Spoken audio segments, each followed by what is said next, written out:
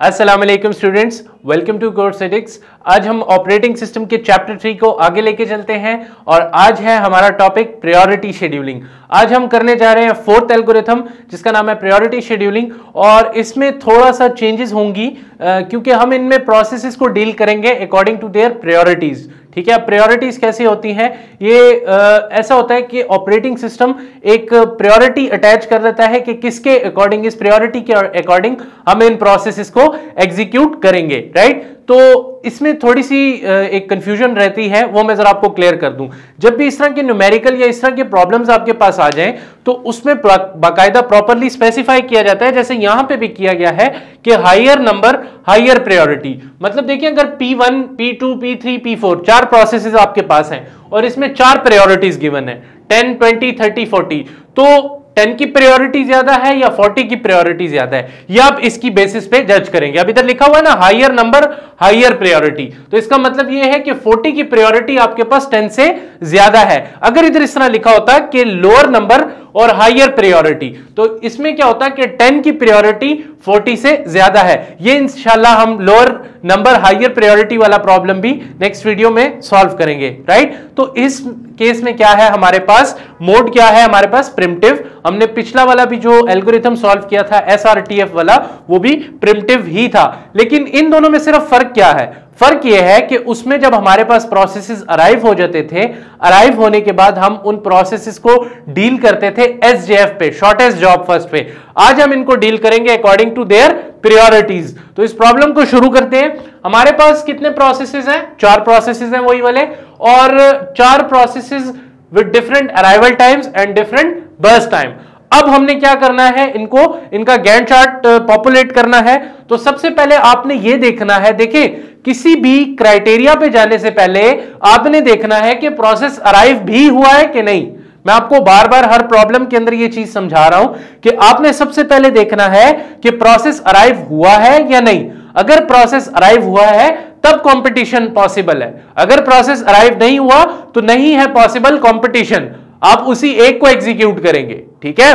देखिए, अब मोड आपके पास प्रिमिटिव है, तो आपने क्या करना है, आपने इसमें जो गैंट चार्ट है उसमें 1 सेकंड के लिए आपने चलाना है अपने प्रोसेसेस को।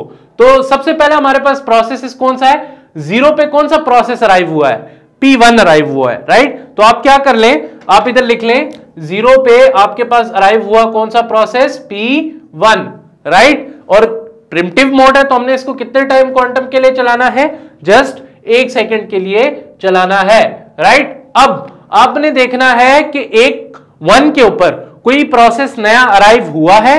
देखिए, ये तो एक टाइम क्वांटम के लिए एग्जीक्यूट हो गया, राइट? तो इसका बर्स्ट टाइम कितना रह गया आपके पास? 3 रह गया, राइट? ओके, अब ये एक टाइम क्वांटम के बाद एग्जीक्यूट होने के अब आपका प्रोसेसर किस पोजीशन पे है? 1 सेकंड पे। अब आप देखिए 1 सेकंड पे कोई प्रोसेस अराइव हुआ है तो यस, आपका P2 जो है वो 1 सेकंड के ऊपर अराइव हो चुका है। तो अब आपको क्या करना है? अब आपको यह करना है कि आपने देखना है कि अब आपके पास कौन कौन से प्रोसेसेस मौजूद हैं। एक आपके पास P1 रहता है और एक आपके पास नया कौन सा आ गया? P2 आ गया, ठीक है? तो अब आपने इन दोनों में कंपटीशन की बात आ गई, देखना है किसको? तो अब आपने देखना है प्रायोरिटी को। तो P1 की प्रायोरिटी क्या है? 10 है। P2 की प्रायोरिटी क्या है? 20 है। तो हमने कौन सा एग्जीक्यूट करना है? P2 को एग्जीक्यूट करना है, राइट? P2 को आप एक टाइम क्वांटम के लिए चला ले, राइट? अब ऐसा कर ले, इसको कर ले यहां पे 2, राइट? अच्छा जी, इस बात का ख्याल रखें कि जब आप इसको एक टाइम क्वांटम यहां पे चला लें तो फिर यहां पे आप जरूर जो है ना इसको एक लेस कर दिया करें, वरना ये मोस्टली स्टूडेंट्स भूल जाते हैं और यहां पे फिर आपकी एग्जीक्यूशन में प्रॉब्लम आ सकता है, राइट? आपकी वैल्यूज बिल्कुल चेंज हो जाएंगी। अब आपके पास कौन कौन सा बचा हुआ है? P1 बचा हुआ है, P2 बचा हुआ है, और हम कौन से सेकंड पे हैं? 2 सेकंड पे हैं। अब आपने देखना है कि 2 सेकंड पे कोई नया प्रोसेस अराइव हो रहा है? नहीं, 2 सेकंड पे कोई नया प्रोसेस अराइव नहीं हो रहा। तो आपके पास यही दो हैं, तो इन दोनों में प्रायोरिटी किसकी आई है? P2 की के P1 की? P2 की हाई है। तो हमने यहां पे एग्जीक्यूट करना है P2 को 1 टाइम यूनिट दोबारा। ये हो गया 3 सेकंड तक, ठीक है? अब 3 सेकंड पे, 3rd सेकंड पे आपने देखना है कि कोई नया प्रोसेस अराइव हुआ है। P1, P2 तो हो चुके हैं। देखिए 3rd सेकंड पे आपके पास क्या अराइव हो रहा है? P3 अराइव हो रहा है, राइट? तो अब P3 की प्रायोरिटी ज्यादा है, ठीक है 30, तो आपके पास एक रह गया P, अच्छा इसको एक लेस और कर ले, ठीक है, क्योंकि हमने 2 टाइम यूनिट्स इसको वो चलाया, तो मैंने आपको कहा था ये मोस्टली स्टूडेंट्स भूल जाते हैं समटाइम्स, तो ये प्रॉब्लम क्रिएट कर सकता है आपके लिए। इसको आपने फिर एक एक टाइम क्वांटम कम करना है। अच्छा P1, P2 और P3 आपके पास आ गया। अब आपने देखना है इन 3 प्रोसेसेस में कि किसकी प्रायोरिटी हाई है। P1 की है 10, P2 की है 20 और P3 की क्या है आपके पास 30। तो अब आप क्या करेंगे, P3 को चलाएंगे, ठीक है। P3 को आपने कितना चलाना है, एक टाइम क्वांटम के लिए। अच्छा जब आपने P3 को एक टाइम क्वांटम के लिए चलाया तो वो तो खत्म ही हो गया, P3 क्या हो गया आपके पास, खत्म हो गया, राइट। यहां से P3 को रिमूव कर लेंगे। अब आपके पास कौन कौन से प्रोसेसेस रिमेनिंग है, P1 है और P2 है, राइट। तो P1 और P2, और देखिए 4th सेकंड पे कोई नया प्रोसेस अराइव हो रहा है, यस P4 आपके पास अराइव हो रहा है, तो आप यहां पे लिख लेंगे P4। अब आपने देखना है कि इन 3 प्रोसेसेस में किस प्रोसेस की प्रायोरिटी हाई है। तो P1 की है 10, P2 की है 20 और P4 की है 40। तो हम किसे एग्जीक्यूट करेंगे, P4 को एग्जीक्यूट करेंगे, राइट। यहां पे आपके पास आ गया P4 5 सेकंड पे, ठीक है। अब आपने देखना है 5th सेकंड के ऊपर कोई नया प्रोसेस तो अराइव नहीं हुआ, अच्छा इसको 1 कर लें, ठीक है। 5th सेकंड पे कोई नया प्रोसेस तो अराइव नहीं हुआ, नहीं, अब तो प्रोसेस आना बंद हो गए, तो आपके पास यही प्रोसेसेस हैं। तो P4 एक टाइम क्वांटम चलाया, अब कोई और प्रोसेस नहीं है। कौन कौन से हैं, P1, P2 और P4। तो इसमें आपको दोबारा क्या चलाना पड़ेगा, P4, क्योंकि P4 की प्रायोरिटी क्या है, हाई है, राइट। तो आपके पास यहां आ गया P4 अगेन, और यहां पे आ गया 6, राइट। और ये P ये हो गया 0 और ये भी हो गया आपके पास एक्सक्लूड, खत्म हो गया, राइट।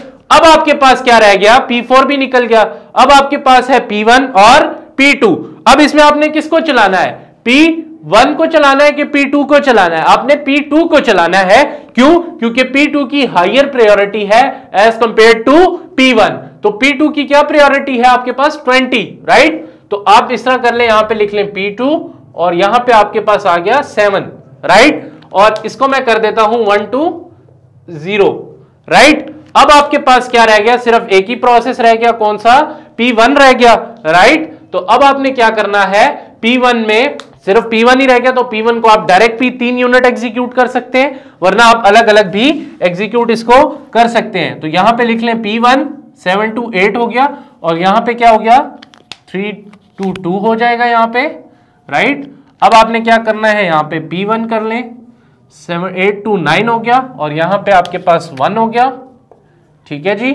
और फिर यहां पे आपके पास एट लास्ट P1 हो गया, 10 पे खत्म होगा, और यहां पे आपके पास तमाम तर प्रोसेसेस एग्जीक्यूट हो गए सक्सेसफुली, राइट। तो आई होप सो ये गैंट चार्ट सिंपल था, कोई मुश्किल नहीं थी, वही प्रिमिटिव शेड्यूलिंग थी। लेकिन प्रिमिटिव शेड्यूलिंग हम एसजेएफ में क्या करते थे, बर्स्ट टाइम की बेसिस पे करते थे कि जोन सा शॉर्टेस्ट जॉब है उसको पुट कर लेते थे गैंट चार्ट में। लेकिन इसमें हमने क्या किया, इसमें हमने प्रायोरिटी को प्रेफर किया, राइट, क्योंकि ये हमारे पास एल्गोरिथम कौन सा है, प्रायोरिटी शेड्यूलिंग का, और प्रिमिटिव मोड है, राइट। अगर ये नॉन प्रिमिटिव होता तो जिसका बर्स्ट टाइम जो बस पहली प्रायोरिटी पे चलना शुरू होगा वो तब तक चलेगा जब तक उसका बर्स्ट टाइम खत्म नहीं होगा, राइट। तो अब इस डेटा के अकॉर्डिंग हम अपना टर्न अराउंड टाइम और वेटिंग टाइम कैलकुलेट करते हैं। अच्छा अब देखें, सबसे पहले आपके पास P1 है, राइट। तो P1 का कंप्लीशन टाइम आपके पास क्या है, देखिए P1 की एक अकरेंस यहां है, एक यहां है, देन एक यहां है, एक यहां है। तो मैंने आपको बताया था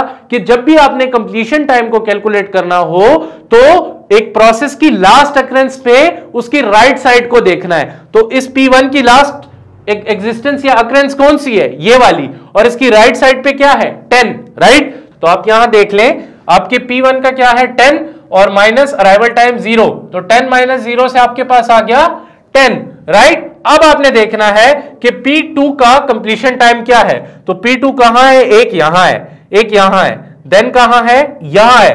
तो ये लास्ट एग्जिस्टेंस है P2 की, तो इसका कंप्लीशन टाइम क्या है 7, 7 माइनस 1 आपके पास क्या आ गया 6 आ गया, राइट। अब आपने देखना है कि P3 का कंप्लीशन टाइम क्या है। तो P3 सिर्फ यहां ही आ रहा है, एक ही अकरेंस है, तो इसका कंप्लीशन टाइम है 4। तो 4 माइनस 3 क्या आ गया आपके पास 1 आ गया, राइट। अब आपने क्या देखना है P4 का, तो P4 की लास्ट एग्जिस्टेंस क्या है 6 है, तो 6 माइनस 4 आपके पास क्या आ गया, यहां पे 2 आ गया, राइट। अब हमें कैलकुलेट क्या करना है, वेटिंग टाइम कैलकुलेट करना है। तो वेटिंग टाइम हम कैसे कैलकुलेट करेंगे, इधर देखें, waiting time is equal to turn around time minus burst time. मतलब क्या, इस कॉलम से इसको माइनस करना है। एक बात का ख्याल रखें, इन वैल्यूज को नहीं करना, आपने जो डेटा में आपको गिवन है उसको माइनस करना है। तो वेटिंग टाइम ऑफ P1 क्या आ गया, 10 माइनस 4 आपके पास आ गया 6, राइट। इसी तरह आपके पास 6 माइनस 3 क्या आ गया, आपके पास 3 आ गया, राइट। अब आपके पास यहां क्या आ गया, 1 माइनस 1 आपके पास क्या आ गया 0, यानी कि P3 ने 0 सेकंड वेट किया है। अब आप यहां देखिए P3 किस पे अराइव हुआ है, अराइवल टाइम उसका 3 सेकंड है, और देखिए 3 सेकंड पे ही उसको प्रोसेसर मिल गया, तो उसने 0 सेकंड वेट किया। इसी तरह आपके पास P4 है, उसका टर्न अराउंड टाइम 2 और बर्स्ट टाइम क्या है 2, तो 2 माइनस 2 क्या आ गया, आपके पास अगेन 0 आ गया, राइट। अब देखें आपके पास ये प्रोसेसेस के वेटिंग टाइम आ गए, और आप ये सिंपल इनकी एवरेज कैसे कैलकुलेट करते हैं, एवरेज वेटिंग टाइम इसका आप कैसे कैलकुलेट करेंगे, 6 प्लस 3 प्लस 0 प्लस 0, तो आपके पास क्या आ जाएगा 9/4, ठीक है, क्योंकि ये 1 2 3 और 4 नंबर्स है, तो इससे जो आपके पास रिजल्ट आ जाए वो आपका आंसर होगा, यहां पे वो आपकी टोटल कैलकुलेशन होगी। आई होप सो आपको ये प्रायोरिटी शेड्यूलिंग समझ आया होगा। इसमें हम तमाम तर प्रोसेसेस को उनकी प्रायोरिटी की बेसिस के ऊपर डील करते हैं, और चार्ट इसी तरह हमने गैंट चार्ट बना के और इनके टर्न अराउंड टाइम और वेटिंग टाइम को कैलकुलेट किया। इंशाल्लाह नेक्स्ट क्लास में हम इसका एक दूसरा केस पढ़ेंगे, जिसमें क्या होगा, लोअर नंबर हायर प्रायोरिटी। मतलब क्या, देखिए हायर नंबर हायर प्रायोरिटी से मुराद ये है कि अगर 10 है और 40 है तो 40 की प्रायोरिटी ज्यादा होगी, लेकिन नेक्स्ट क्लास में इंशाल्लाह हम ये पढ़ेंगे कि अगर 10 है, लोअर नंबर है और उसकी प्रायोरिटी हाई है, तो फिर क्या होगा, 10 की प्रायोरिटी 40 से हाई होगी। ये इंशाल्लाह हम नेक्स्ट क्लास में डिस्कस करेंगे इंशाल्लाह। तब तक के लिए स्टे ट्यून्ड, अल्लाह हाफिज।